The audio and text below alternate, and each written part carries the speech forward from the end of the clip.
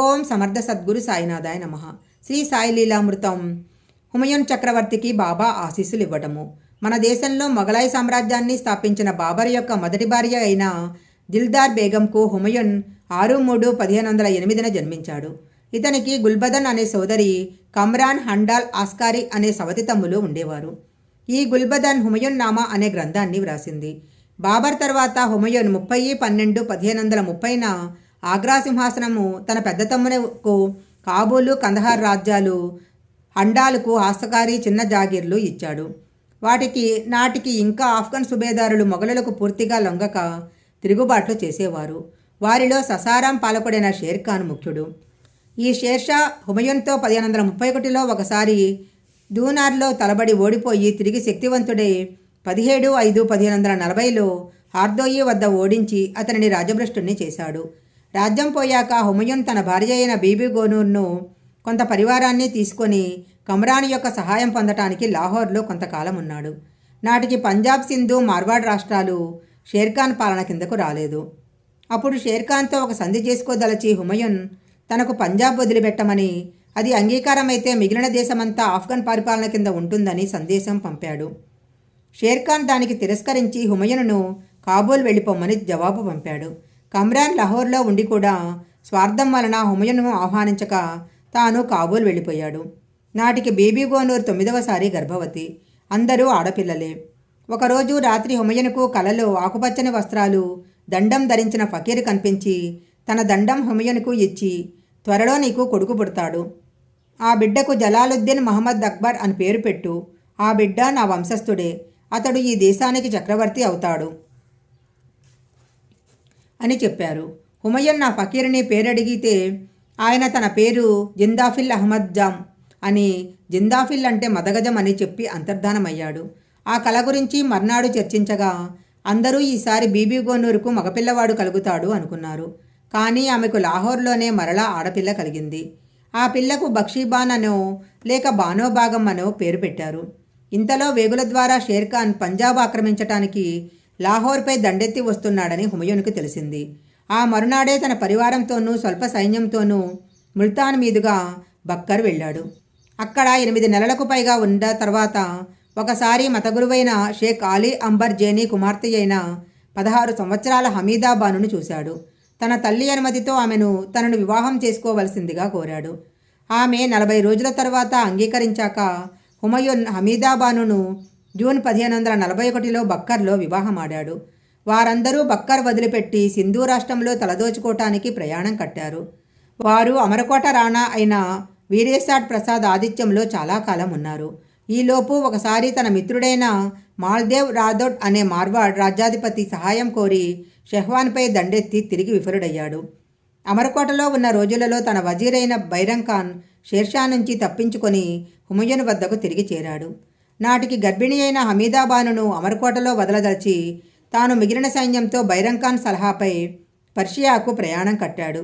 వారంతా 15 కోసుల దూరం ప్రయాణం చేశాక 15/10/1542 ఆదివారం సూర్యోదయ కాలంలో సింహలగ్నంలో హమీదా బానుకు మగపిల్లవాడు జన్మించాడు. విశేషమేమంటే హమీదా బాను తన తల్లివైపు జిందాఫిల్ అహ్మద్ వంశస్థురాలు. హుమయూన్ తిరిగి వచ్చి లాహోర్లో తనకు వచ్చిన కళ జప్తికి తెచ్చుకొని పిల్లవానికి జలాలుద్దీన్ మహమ్మద్ అక్బర్ అని పేరు పెట్టాడు. తరువాత వారంతా పర్షియా వెళ్ళి సాతామార్ఫీ అనే రాజు వద్దకు వెళ్ళారు. ఈలోగా 22/5/1545న షేర్షా తుపాకీ మందు పేలుడుకు వల్ల మరణించాడు. అతని దాయాదుల్లో అంతఃకలహాలు చెలరేగాయి. ఈ పరిస్థితి హుమయూన్కు తిరిగి రాజ్యం సంపాదించుకోవటానికి అనుకూలమైంది. ఫకీరు ఆశీర్వచనం వల్ల హుమయూను సికిందర్ షాను ఓడించి తిరిగి మొఘల్ సింహాసనం ఎక్కాడు. అయితే ఆ వైభవము ఎక్కువ కాలం నిలవలేదు.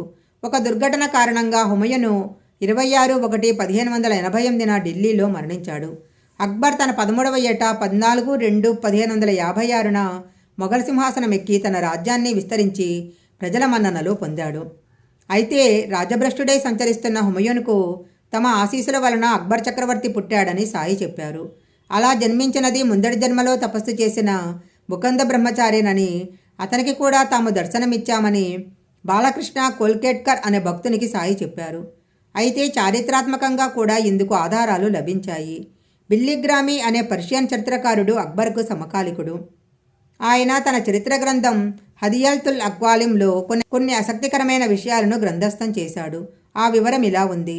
అక్బర్ అంతకు ముందు జన్మలో ముకుంద బ్రహ్మచారి అనే హిందూ సాధకుడని, తాను ఒక శక్తివంతమైన రాజుగా జన్మించి ఇస్లాం మతాన్ని భారతదేశం నుంచి రూపుమాపాలనే సంకల్పంతో ప్రయాగలో తీవ్ర తపస్సు చేశాడని, దురదృష్టవశాత్తు తపస్సులోని పొరపాటు వల్ల ఆయన ముస్లింగా జన్మించాడని వ్రాశాడు. అయినప్పటికీ తన పూర్వజన్మ సంస్కారాన్ని అనుసరించి అక్బరు ఒక హిందూ చక్రవర్తిలా హిందూ ధర్మము, సంస్కృతము రక్షణకు పాటుపడ్డాడు.